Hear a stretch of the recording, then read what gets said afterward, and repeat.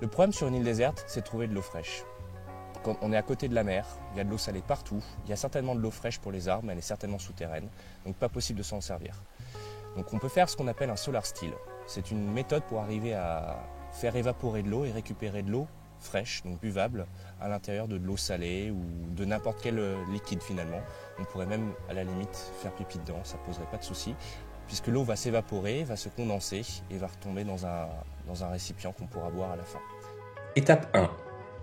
Je creuse un trou à proximité de la mer d'environ 1 mètre de diamètre sur 50 cm de profondeur. Le fait d'être proche de l'eau me permet d'être sûr d'avoir un sable très humide. Étape 2. Je remplis le trou avec de l'eau de mer ou n'importe quel liquide contenant de l'eau. J'y rajoute de la végétation. Les feuilles vont transpirer de l'eau, ça rajoute une source d'humidité. Étape 3. Je place un gobelet au milieu du trou qui servira de réceptacle à mon eau condensée. Je recouvre d'un sac plastique transparent qui va permettre de concentrer les rayons du soleil, faire évaporer l'eau, puis la capter.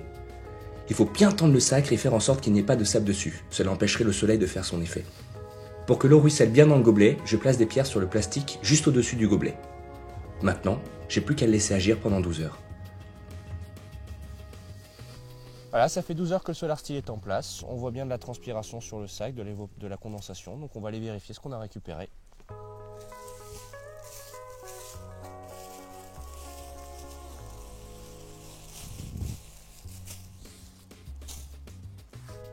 Il y a bien un fond d'eau. Couleur assez étrange, mais non, c'est assez normal. On va goûter ça. Gin.